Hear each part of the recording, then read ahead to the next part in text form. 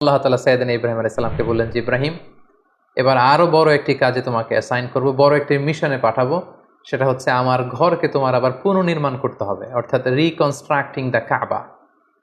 কারণ আমরা জানি কাবা প্রথম নির্মাণ করেছিল ফেরেশতারা, তারপর করেছিল আদম আলাইহিস সালাম, তারপর করেছিল নূহ আলাইহিস সালাম। কিন্তু নূহ আলাইহিস সালামের মহাপ্লাবনে কাবা ধ্বংস হয়ে গিয়েছিল। সেটাকে আবার পুনর্নির্মাণের জন্য আল্লাহ তাআলা সাইয়েদনা ইব্রাহিম আলাইহিস সালামকে বললেন, আবার মাইগ্রেট করো ফ্রম প্যালেস্টাইন টু মক্কা। আমরা যদি সাইয়েদনা ইব্রাহিম আলাইহিস সালামের জীবনী দেখি, কতবার যে তিনি মক্কা থেকে ফিলিস্তিনে এসেছেন, আবার ফিলিস্তিন থেকে 1200 কিলোমিটার পথ পাড়ি দিয়ে তিনি মক্কায় গিয়েছেন, তার কোনো ইয়ত্তা নেই। তিনি কাবা নির্মাণের জন্য গেলেন এবং সন্তান ইসমাইলকে নিয়ে কাবা নির্মাণ করলেন। আল্লাহ তাআলা বললেন, ওয়াইদ বাওয়া'না লিইব্রাহিমা মাকানাল বাইত। আমি ইব্রাহিমকে I pointed out for Ibrahim the site of the house. Kaaba ঘরের সাইটটা আমি দেখিয়ে দিলাম, এটা কতটুকু উঁচু হবে, কতটুকু দৈর্ঘ্য হবে, কতটুকু প্রস্থ হবে, তার সবটুকু আমি ইব্রাহিমকে বুঝিয়ে দিলাম। সাইয়েদনা ইব্রাহিম আলাইহিস সালাম সাইয়েদনা ইসমাইল আলাইহিস সালামকে নিয়ে কাবা নির্মাণ শুরু করলেন। ছোট্ট ছেলে ইসমাইল পাথর কেটে এনে বাবার কাছে দেয়। বাবা ইব্রাহিম আলাইহিস সালাম রাজমিস্ত্রির ভূমিকায় অবতীর্ণ হলেন। তিনি নিজ হাতে আল্লাহ তাআলার ঘর কাবা তিনি নির্মাণ করতে শুরু করলেন। বাপ ছেলে দুজনই পড়তে আরম্ভ করলেন, রব্বানা তাকাব্বাল মিন্না ইন্নাকা আনতাস সামিউল আলিম।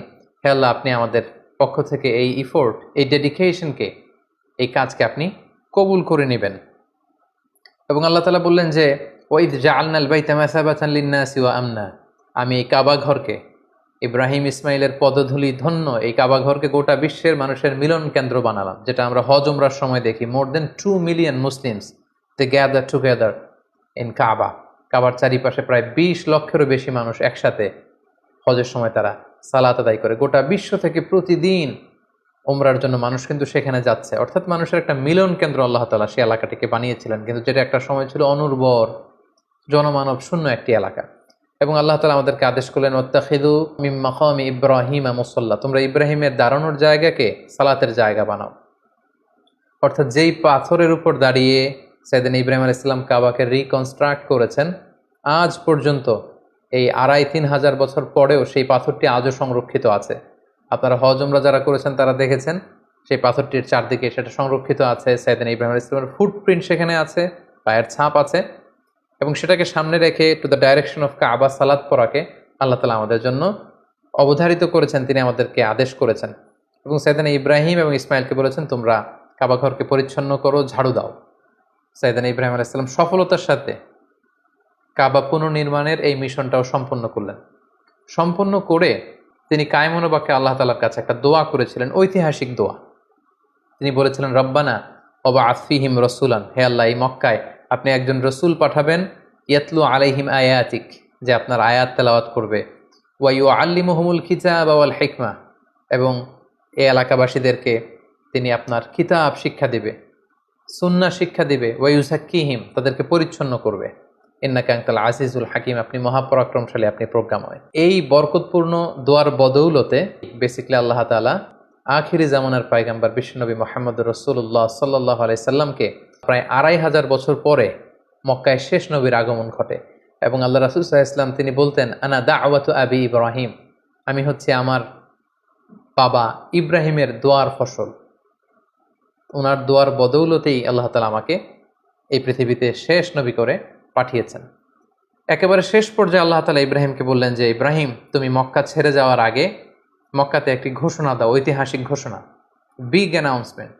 সেটা কিসের ঘোষণা? সেটা হচ্ছে হজের ঘোষণা। কিভাবে হজ শুরু হলো, তুমি হজের ঘোষণা দাও। সাইয়েদনা ইব্রাহিম আলাইহিস সালাম বললেন, আল্লাহ, এখানে কোনো মানুষ নেই, কোনো জনপদ নেই, কেউ নেই, আমি কার কাছে হজের ঘোষণা দেব? আল্লাহ তাআলা বললেন, তুমি শুধু ঘোষণাটা দাও, গোটা বিশ্বের মানুষের কানে এই ঘোষণা পৌঁছে দেওয়ার দায়িত্ব আমি আল্লাহ নিজে নিয়ে নিলাম। সুবহানাল্লাহি ওয়া বিহামদিহি।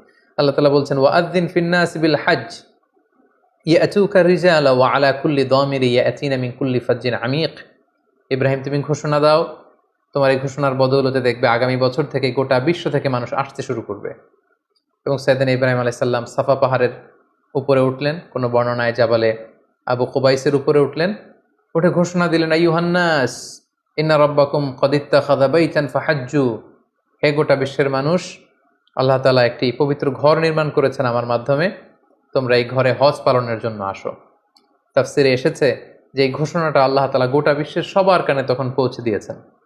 এমনকি আমরা যখন তখন ছিলাম না এই পৃথিবীতে, আমরা রুহের জগতে ছিলাম, আমাদের কাছে আল্লাহ তাআলা এই আহ্বানটি পৌঁছিয়েছিলেন। এবং রুহের জগতে আমাদের মধ্যে থেকে যারা লাব্বাইক লাব্বাইক বলে এটার আনসার আমরা করার সুযোগ পেয়েছি, তাদেরকে আল্লাহ তাআলা এই পৃথিবীতে কাবা জিয়ারতের এবং হজ পালনের সুযোগ দান করে থাকবেন।